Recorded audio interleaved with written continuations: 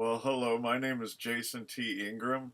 I live in the Portland, Oregon area. I'm a multimedia artist and I'm open about being gay. Actually, I'm closeted gay, but I'm public about it. It's one of my scams. I am also a conversion therapy survivor and I'm open about living with mental disabilities and living on support. And I'm doing this video log talking about fulfilling dreams I've had in my life that I need to make a career out of. And I'm reminded of some stuff that I learned back in my born again Christian days because it's interesting. I think back about the things that, of course, aside from the abuse I went through, yeah, that's pretty obvious, but it's healing for me to think about all the good things that they were about. And I was talking today about how born again Christians, I mean, they have no problem getting right down and seeing eye to eye with people that are homeless and that are way down and mingling constantly with people that are way in a lower class, and I admire that. I mean, it's the same thing with my community a lot, but I don't see that quite as much in my community, and I miss that, and I miss the honesty. I miss the.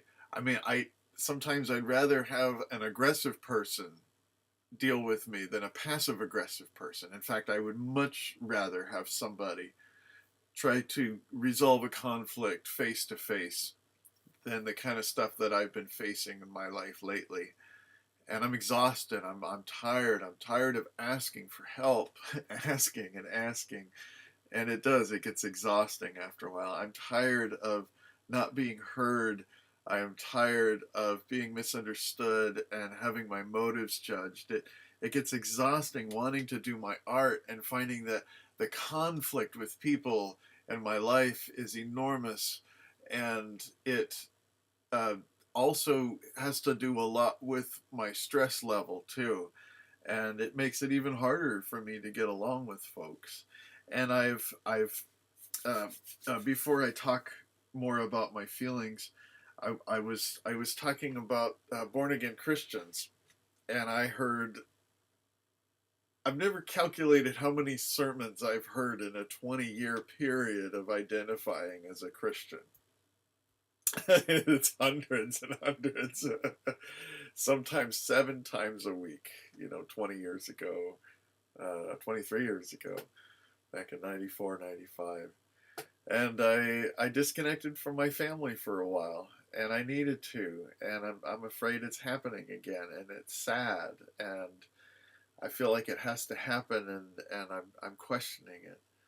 And at the same time, I'm feeling a newfound freedom as well, and I'm finding my happy again, and I'm also finding the good in both of my families. My adult family I had as a born again Bible believing Christian in my 20s, and then more into my 30s was kind of more of the gay churches, I call them.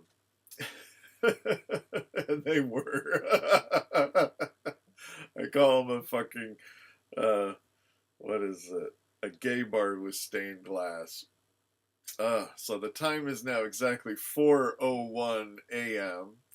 I've never done a video log at one of my all-nighter things where I can't sleep, but I just had company over, and I'll talk about that a little bit later as well. But I only have 10 minutes, so I'm trying to get my stuff in. But I am like incredibly stoned. I had a half of one of my pot brownies, and I also had some cherry pie. I think I had 2 bowls of that and a bowl of this skunk that I was given as a Christmas present in March from a couple of angels in my life that have shown me more kindness than I am not used to.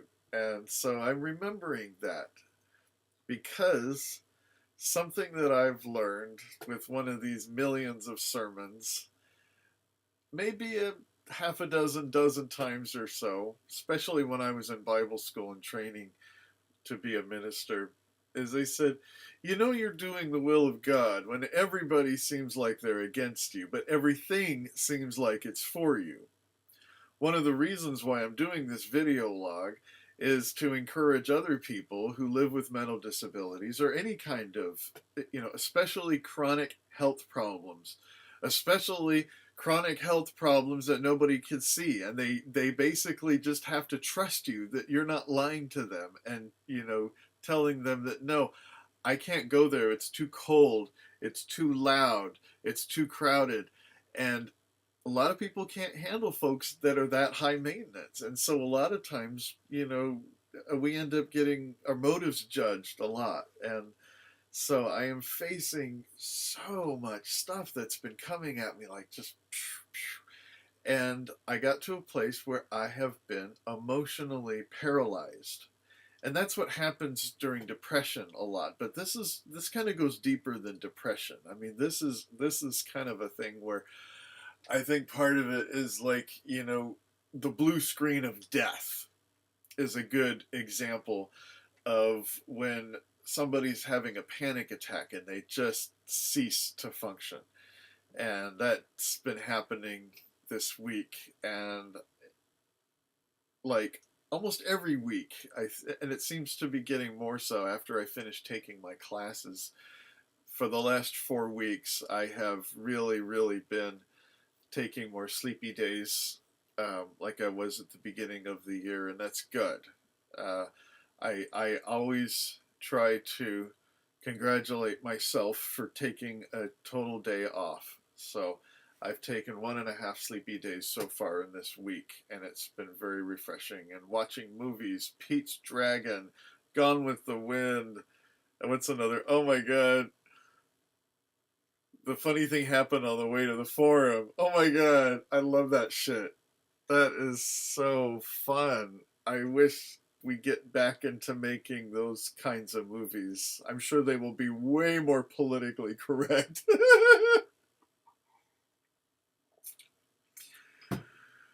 So, I'm feeling hopeful. I am feeling like I want to channel a lot of this hurt that I'm feeling into creative projects. The creative projects I have in mind are very risky because they could really hurt people, and I still think about them, and hopefully I won't do all of them, but maybe I will do a project that I have to consider the impact when I do some of these things. I had a teddy bear hanging from a noose. One exhibit said, no, just have the noose laying next to it as it's on a surface. Okay, yeah, that's fine. That's good. And the other place a couple of years ago said, yeah, you can hang it from the ceiling. So I had a teddy bear hanging from the ceiling. It was my ex-gay successful bear who killed himself. It's kind of some of my edgy stuff that I do, and it's triggering for some people, but I didn't get any complaints, which is good. But this one that I have in mind could be very triggering, and I'm very concerned. So I'm just really trying to. It's hard because I do feel very alone in a lot of this stuff, but I've never felt so unalone, I think, ever, if there's such a word. And there's been times when my depression has overtaken me to where I really do believe that nobody at all is on my side. And I had that a little over 3 years ago, which made me very, very vulnerable to some horrible, horrible choices that I made. And I really hope I don't get to that place again, because there's so many things in my life that exhibit a lot of characteristics of somebody who could really be making a lot of choices because they are symptomatic type behaviors. And so I have to be open-minded that everything that I do, whether it's good or bad, could actually be something related towards symptoms. And I want people to be able to differentiate between my character flaws and the brain chemistry flaws that I live with. And I have to try to figure that out as well. And it's very difficult, and I'm learning this. I'm learning how to work with people, and it's hard, but it's good. It is now 4:07.